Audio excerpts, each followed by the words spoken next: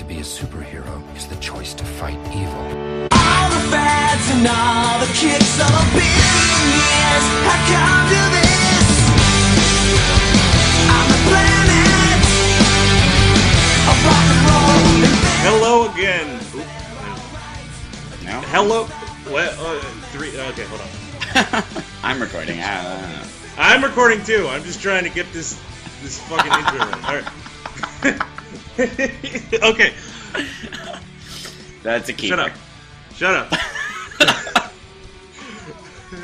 Hello again, and welcome to the Gentleman Uncles. This is Kyle. And Brylan. And we decided it was high time that we do another good movie review, even though we've done like 3 bad movies since our last one. But who cares? We wanted to do this one. And honor it's kind of, timely. Exactly. It is. The movie we watched is a 2010 film called Super, and it was directed by James Gunn, who just recently directed Guardians of the Galaxy. Super is the kind of film he was making before that, kind of not necessarily no budget, but lower budget independent film. Yeah. He had previously made Slither, which was kind of a bigger movie. Some people saw it with Nathan Fillion. Yeah. And before that, he had gotten to start with Troma. He had written Romeo and Juliet. He had written another film called The Specials, which is another independent superhero movie, which is a great movie. We might do something with that eventually, if I could talk Brylan into it.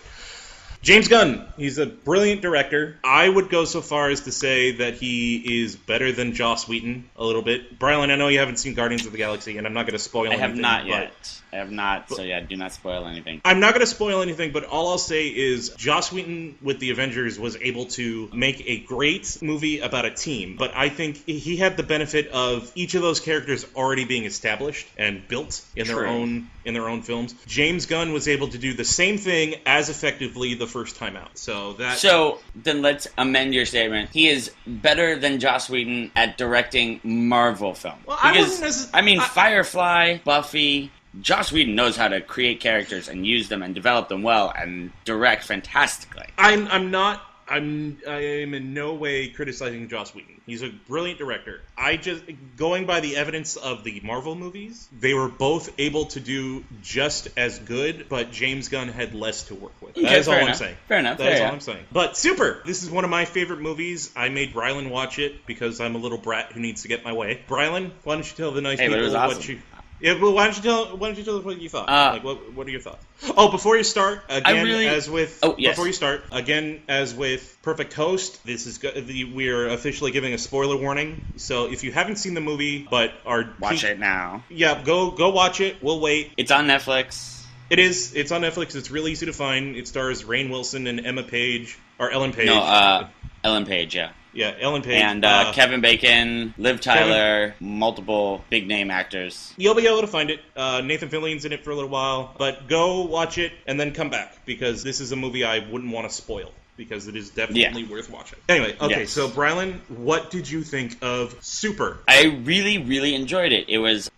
It had a very realistic feel to it. It wasn't set in... It was just set in, I don't even know what city, just some small town that was, maybe a semi-large city, but not like New York, so not a big city. It felt kind of like characters... If I had to put a name, I would say like Milwaukee, like that size of a town. Like okay. Big, but bigger. Yeah, anyway, exactly. Sorry. The characters were all very realistic. It wasn't about this rich guy or this beautiful person. It was, just normal, everyday people living their lives and coming across problems. All of that said about the realism and relatability, it had a level of camp and cheese layered on it, and that's not in a bad way because it embraced it. So it walked a fine line down the middle of the road between gritty realism and over the top cheesy. Because even at some points they go back to the 50s, 60s Adam West Batman and do like pow, kasplat, drawing cartoon style sound effect bubbles around people being shot or whatever. And so everyone, for as realistic as they are, once it gets into Rainn Wilson deciding he's going to become a superhero, every character kind of takes another step up to become more of a caricature, and it plays right into the camp that it embraces, while still holding on to the core of the story, which is about this regular everyday guy gets married to this beautiful woman who just had gotten clean. She was like 2 months sober, and she kind of descended back into her addiction, and her old drug dealer kind of kidnapped her, kind of lured her away, and just kept her drugged up because he wanted to sleep with her again. And so Rainn Wilson, the everyday guy, decides to become a superhero and go out and fight crime so he can save his wife. Well, he doesn't just decide to go out. He doesn't just decide to go out. Oh, no. The finger of God comes and touches him in the brain. Yep. And none of that is hyperbole. Nope. Giant tentacles wrap around his neck. They look like they're right out of Slither. They wrap around his neck. A couple tentacles. I thought it was kind of brains. a callback to the hentai that he had been watching. Accidentally. He didn't. He's not a pervert. True. Accidentally, he turned on the TV and there was hentai, and then he kind of looks at it like, ugh, and then changes the channel. But tentacles cut his skull open, and a la Ray Liotta in Red Dragon. And one comes down and has a little paint roller, and it kind of cleans his brain off. Because God doesn't want to get any crazy brain diseases by touching it. Yep. And then a giant finger comes down through the ceiling and touches his brain. And the finger is like kind of glistening with shimmery light, and it's huge. The tip of the finger is larger than like probably the index finger is the size of Rainn Wilson. Okay, and it so it touches his brain, and his inspiration to become a superhero. And it's never made clear, and this is another thing I liked about it, it's never made clear about the visions he sees or whatever. Are they actual? Is it just his subconscious leading him in a direction? Is it an actual vision from God? Is it like a complete just delusion? Imaginary, yeah, like is it a delusion kind of a thing? But it doesn't really ever matter because it leads him on a path that betters his life.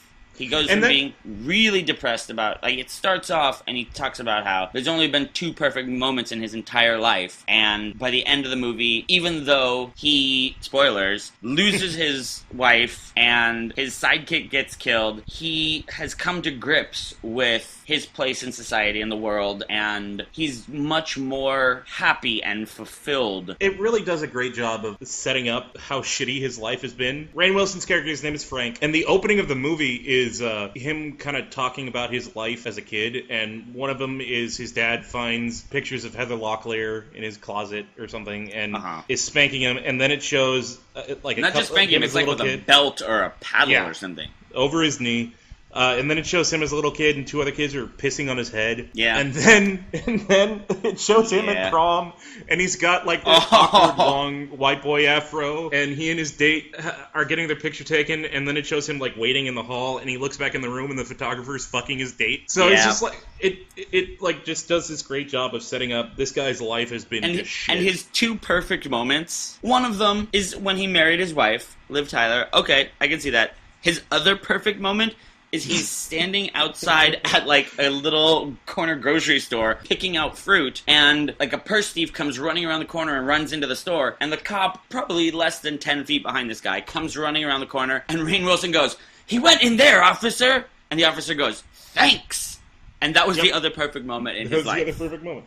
And to commemorate these perfect moments, he makes these little colored pencil drawings of the 2 of them. And this is another great thing. Liv Tyler is his wife. It kind of sets up where their relationship is at this point. Where their relationship has gotten to. Yeah, he draws these pictures and he puts them up and he's looking at them at the wall. He like tapes them on the wall. And he's looking at them kind of like The Secret or The Purpose-Driven Life. He puts them up on the wall so they're the first thing he sees in the morning, and it will guide his life in the right direction. And he's looking at them very proud, and he's got this big smile on his face, and his wife just walks up and looks at him and goes, "You made the hands kind of big, don't you think?" And his smile just goes away. And then he like, wipes it out and redraws the hands really tiny. Yeah, really tiny. But that, it's this funny thing, but it does a good job of setting up who he is, where the relationship is at this point. And the only reason I made a specific point to bring up that he didn't just choose to be a superhero. He was touched by God. Mm-hmm. This movie walks a very fine line where you could look at it and go, oh man, psychos use religion as an excuse to go out and do horrible violence. But it doesn't really do that. It's not... He's inspired by, one, the vision of the finger of God touching him, and a TV Nathan show Fillion's called... character. Yep, Nathan Fillion's cameo in this movie. A TV show called The Holy Avenger, which is totally based off Bible Man, which was a superhero in the 90s. It was a real thing. Yeah, Bible Man is a real thing. He's inspired by this Christian superhero, and those scenes are great. They remind me of the news scenes in RoboCop. But oh, yeah. The Holy Avengers is this Christian superhero that stops Demon's Will from taking over a high school, from spreading lust dust and shooting the sloth ray into the sloth students. ray, that was the other one. It doesn't present these things as mocking, though. It's not, look at this crazy guy who believes in a big man in the sky, how nuts he is that he's going to put on a costume now and beat people in the head with a wrench. A pipe wrench, yeah. Yeah, it's not that. It's, especially with the payoff at the end, which we'll get to, but it's... Yeah. I mean... Because there is a bit of, especially in the actual clips of the Holy Avenger TV show, there is a bit of the mockery that's like, this is really cheesy and goofy. But at the same time, it's not Bible mocking, Man. Yeah, and it's mocking just, low-budget, poor production TV shows. And it's kind of mocking the Christian TV genre that tries to take something that's cool and then turn it into something that's cool and Christian, but it's not mocking Christianity in itself, and it never goes towards, like you said, look at these crazy people using religion to justify violence, but it also never strays too far the other way and says, oh, this is God chooses people and talks to people, and this is all justified because God told him to do it. Like, it goes right down the middle. What it does do is say that people get inspired, be it by God or be it by their own thoughts. People get inspired to either go out and do good things or do bad things, but people are still people, and they're inherently flawed. So you see him, his superhero persona is called the Crimson Bolt, and he makes this awesome homemade costume. It's one of the best superhero costumes I've ever seen. And his weapon of choice is a giant pipe wrench. Not like those big originally two-handed... he doesn't have a weapon, and then he has to choose a weapon, and so he takes this honeydew, draws a face on it with a Sharpie, and sets it on his kitchen table. And so the way it was read to me was that the pipe wrench was the first thing he picked up. So he smashes the honeydew, and it just explodes. And so he's like, all right, this'll work. Yep, this'll do. But so he's going out, and he beats the shit out of some drug dealers. There's this little montage where he's going out and doing stuff. And there's this scene where this old man, or this middle-aged guy, calls a little boy into his car, and then he hears a zipper go down. And he smashes the car window in, pulls the guy out, brains him in the head and says, "Don't molest kids." And then he's standing on a fire escape. And then the kid steals the money out of the guy's wallet. And the kid's like, that guy's crazy and awesome. The exact thing he says is, "What a great and sick faggot." That's what he says. But he says it in Spanish. And then he's standing on a fire escape, and he sees this transvestite dealing drugs, and he drops a cinder block on his head. He drops a cinder block on his head, and then has the greatest, most manic smile. But he goes out and he does these horrific acts of violence, but against horrible people. Right. So he goes out and he's kind of like the cheesy, less successful version of Boondock Saints. Yes, this movie is very comparable to two movies, Boondock Saints and Kick-Ass. Yeah. It'd be like if Boondock Saints and Kick-Ass had a baby. Yeah. But then there's a scene where he's standing in line that of the baby movie. was raped by Ellen Page. We'll get to that. But there's a scene where he's standing in line at the movies, and this prick and his girlfriend just sort of butt into line, straight up, walk up, push someone back, and then stand in line. And he tells them to, hey, go to the back of the line. And the guy tells him the guy tells him to go fuck himself, and he just goes. Rainn Wilson leaves the line, goes and changes into his costume, comes back across the street, goes across into the street, his car in front of everybody, changes into his costume, comes back, brains the guy in the head, and then brains his date in the head. And so he goes out and he does actual good against actual villains. But then he starts getting into this mode of just anyone that pisses him off, kind of. Well, no, I mean, wouldn't go... what he says to Kevin Bacon at the end really kind of justifies it when you look at it through his perspective. Yeah. Wrong is wrong. It doesn't matter. There's no scale of wrong. Wrong is wrong. Don't butt in line. Don't sell drugs. Don't butt in line. Don't molest children. They're all Don't equal. profit on the misery of others. So, if you look at it from his perspective, it's not that he's kind of gone mad with power. It's just he doesn't see any difference between you butted in line and then you were a dick to people and you sell drugs or you molest little kids. It's all just you're bad. Shut up, crime. Which is his catchphrase, bad. and that is the best catchphrase ever. Again, it doesn't mock anyone in particular. It's not saying this guy's nuts. Let's laugh at him. And it's not. I'm sure when the trailer for this came out, I'm sure people thought it was going to be Rainn Wilson puts on a superhero costume and falls down and goes boom, like a silly whatever comedy. Oh yeah. Like a Kevin James jerk-off comedy kind of thing. It's not that at all. It's a very... So much more than that. Yeah. I was saying this movie is very comparable to Boondock Saints, and that's true. And that's kind of at base level. Like, these guys get inspired by God to go out and fight crime. But it's also comparable to Kick-Ass because it examines what would it be like if someone for real... And there are real-life superheroes, and people who try to help as much as they can. And real-life superheroes do amazing work, and they're people to be admired. But what if someone, like, really went out and tried to fight crime in a costume? Yeah. And Kick-Ass does the same thing, but it also kind of becomes what it's poking fun at, almost. By the end of the movie, it's very, okay, this is just a superhero movie now. And especially the second one. And that's the thing also, comparable to Kick-Ass, just on a more film level, you have the graphic violence, not gratuitous, but graphic violence. That is inflicted because that's what would happen if there were superheroes. It kind of is showing what you read in comics and what you see in superhero movies. Like, that's all just cleaned up and, idealized. But this is really what would happen. Yeah, and the same thing can be said for Man of Steel, but it's a detractor with Man of Steel. If these two titans were having a giant Superman battle, an entire city probably would get powderized and leveled. But that's the kind of thing... More people would die. More people would die. But in the context of, like, Man of Steel, that's the kind of thing I don't want to see. I want to see a fun adventure with Superman stopping supervillains. Yeah, exactly. If you're watching a superhero movie, you want to see it for being a superhero movie. You don't care that it's not realistic in the effects upon the civilian population. That's not important. What's important is, hey, it's a superhero movie. And that's where these movies take a step aside and say, well, these guys aren't really superheroes. They're just people. So let's examine the human aspect of what's going on here and what the consequences would be. So getting back to the plot, Frank, who's Rainn Wilson. He had gone to the comic store, this comic book store, early on, right after the first time you see the Holy Avenger. And he went to go pick up a copy of the Holy Avenger comic, and Ellen Page is the comic book store employee. And so he goes and gets the comic, and then he goes and tries to fight this drug dealer, and that's before he has a weapon. And he just gets beat up, and then he goes back and talks with Ellen Page again. Is like, I need comics about superheroes who don't have any superpowers, because I'm looking for, for research. And, I'm trying to figure out a weapon. And so she shows him a bunch of comics. And so she starts to kind of... And she gives him, like, a invitation to her birthday or whatever. And she starts to kind of get the idea, though, that he is this Crimson Bolt guy. And she asks him about it, and he waves her off. Is like, no. And so then he decides... After he uses his weapon and starts fighting crime, then he decides it's time to go try and save his wife, so he... That's a great scene.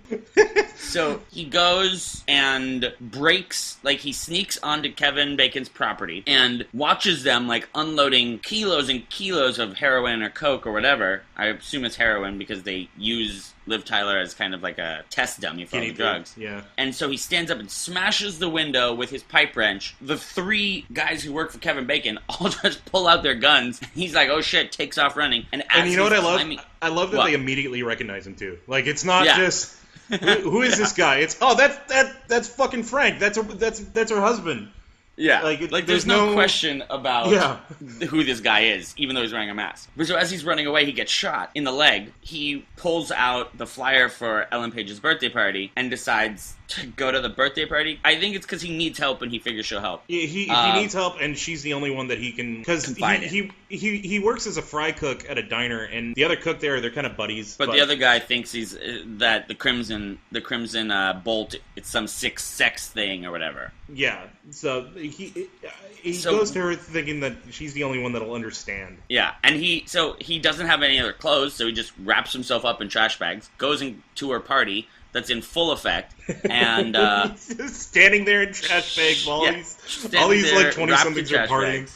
trash and so he ends up going in, and like he admits to her that he's the Crimson Bolt and he's been shot, and so she kicks everybody out. So Ellen Page, she takes him in, and there's a great scene where she's tending to his wound, and she just like pours peroxide or rubbing alcohol on this open bullet hole. And he's screaming in pain. She goes, "I was gonna use ibuprofens. I should have used ibuprofens."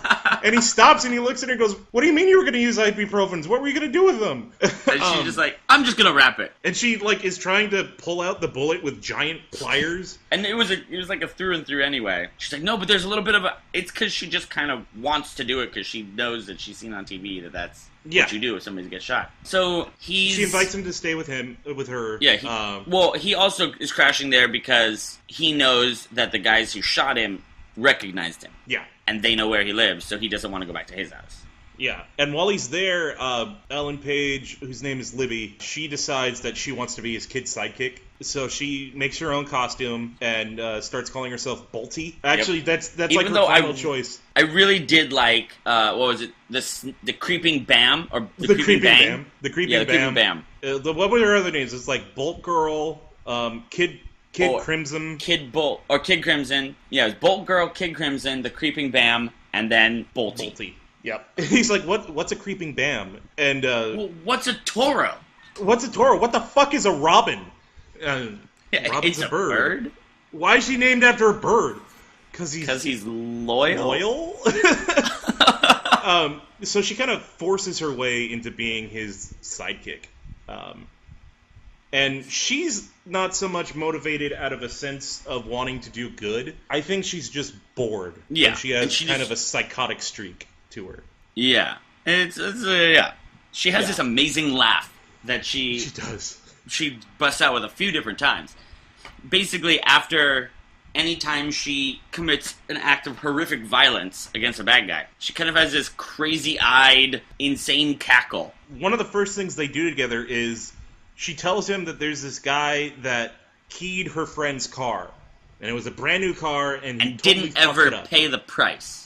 He didn't ever pay the price, so he kind of like reluctantly is like, okay, we'll go pay him a visit. So they go to this kid's house, and he's just like a kid. He's like early 20s, maybe late teens. Yeah. And the Crimson Bolt just kind of punches him, and then they're fighting on the ground, and Bolty picks up this glass vase and smashes it on his head and completely destroys his face. And he's sitting there screaming. Shards stuck in his face and blood everywhere.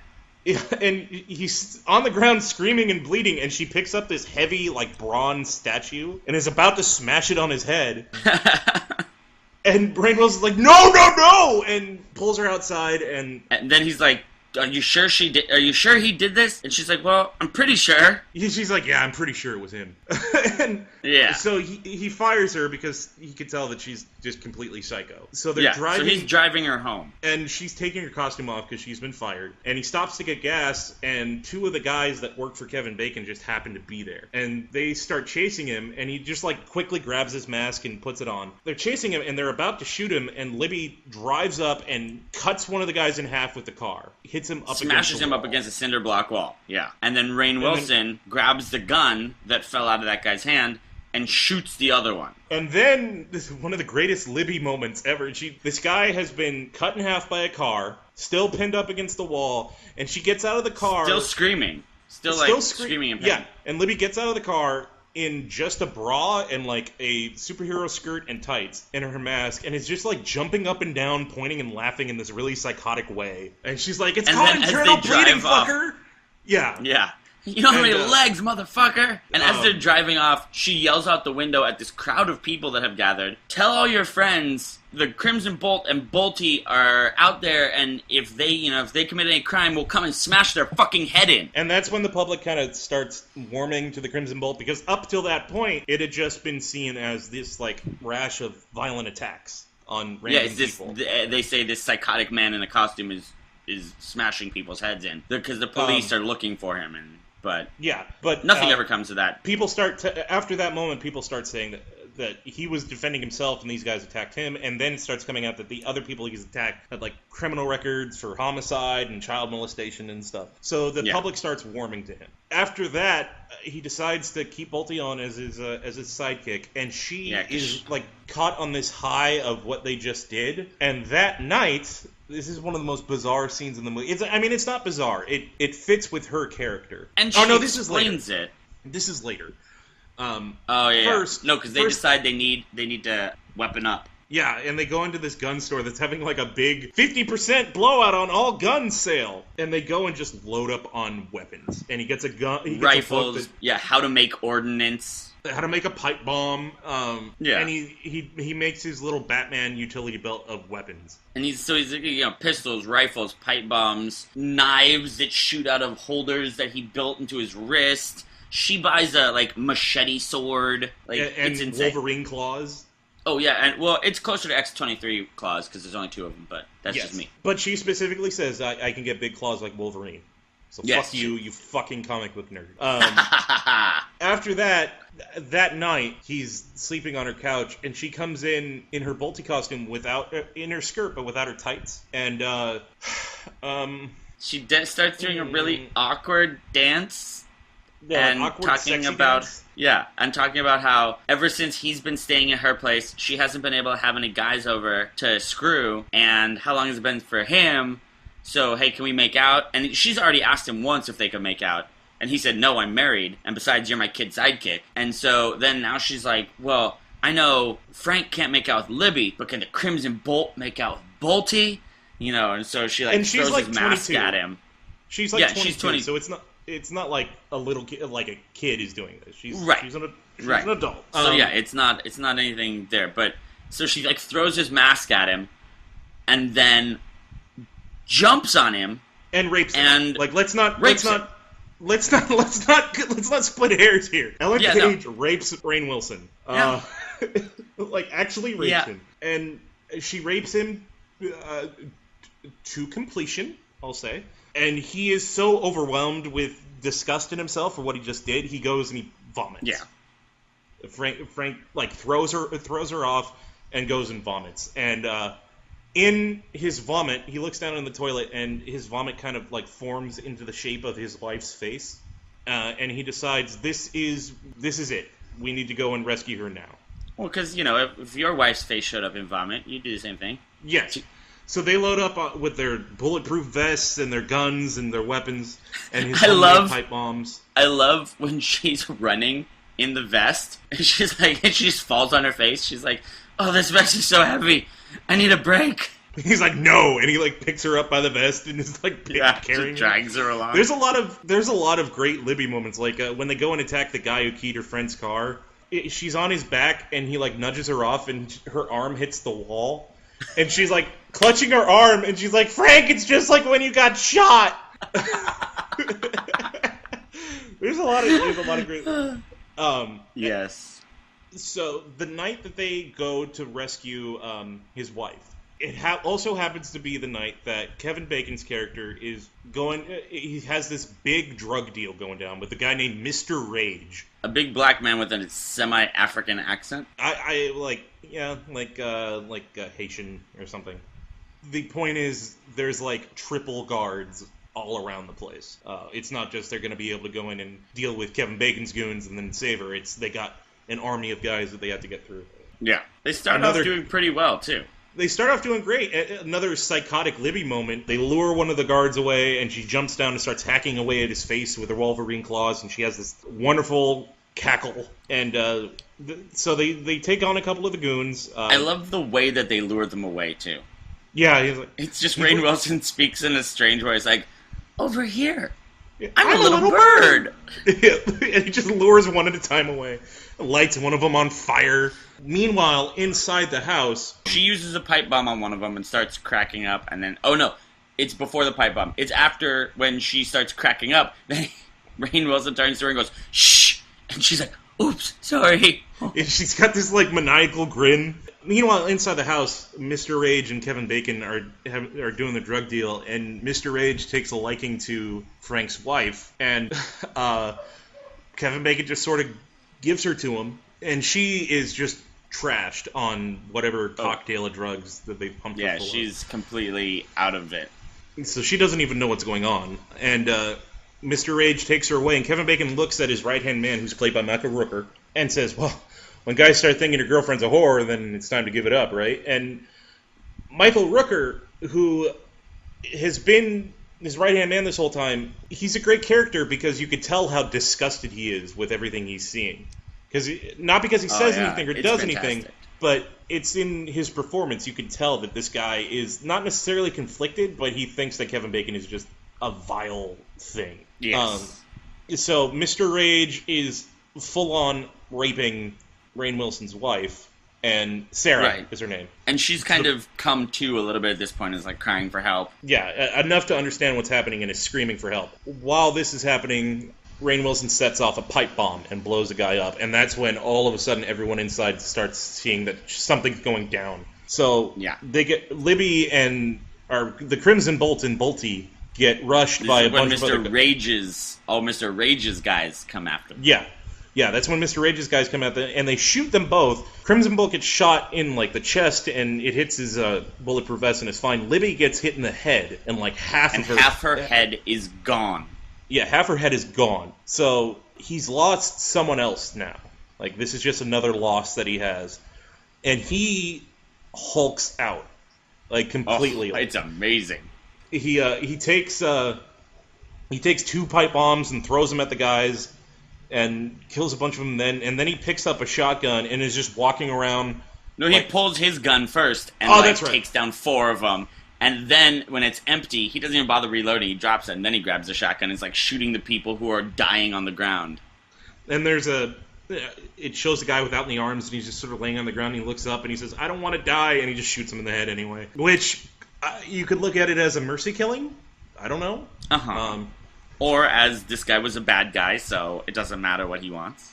Yeah, so he goes up on the roof with one of the bodies and puts a sign on it. Puts a sign on it and, like, swings it down. He, like, ties it to a rope and ties the rope to the chimney and swings the body down so it breaks through a window. And the 2 last guys that are in the house empty their guns into it, and then they see it's just a body, and on it he's put a sign that says, behind you. And they're like, oh, shit. The one guy, I love that, because it's like, you see the body dangle, and it turns, and you see the sign that says behind you, and then the camera zooms in on the one guy's face, and goes, oh, shit! And he comes bursting through the window behind them, and how does he kill that one guy? Does he just shoot him? Yes, I think he just shoots him.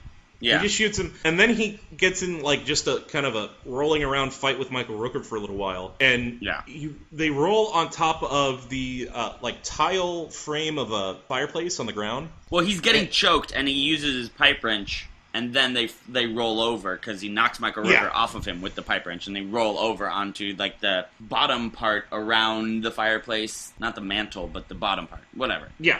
And so it's slightly raised. It's probably, like, an 1.5 inches higher than everything else, and it's made of brick, so there's a corner there. Yeah, and Rainn Wilson just starts pounding Michael Rooker's head over and over into the corner. Like, a good... Probably at least, like 10 times. It goes on for a good, 30 seconds. And it's when he's done, it's to the point that he, drops him, and you see his forehead, jiggle. Like, his skull is just obliterated. Yeah. So after all this, Kevin Bacon, just sort of drags Sarah into the room and, throws her at him and says, fine, you want her, fucking take her then. Yeah, you win, take her. Just go. So he goes to her, and he starts trying to... He's like, are you okay? Come with me. He's reaching down to help her up. And then Kevin Bacon shoots him in the arm. Shoots him in the arm, and then And then the shoulder. So he shoots him twice. Yeah, and he's just, ripping into him. This isn't about you had her and I lost her. This is about you loved her and she loved me because I'm fucking interesting, as he said. Yes. And then Crimson Bolt, as he's laying there bleeding, says his wonderful catchphrase, "Shut up, crime." And as the Hitchcock rule says, if you show a air-propelled knife blade in Act 3... You must use the air-propelled... Yeah, if you show it in Act 2, you must use it in Act 3.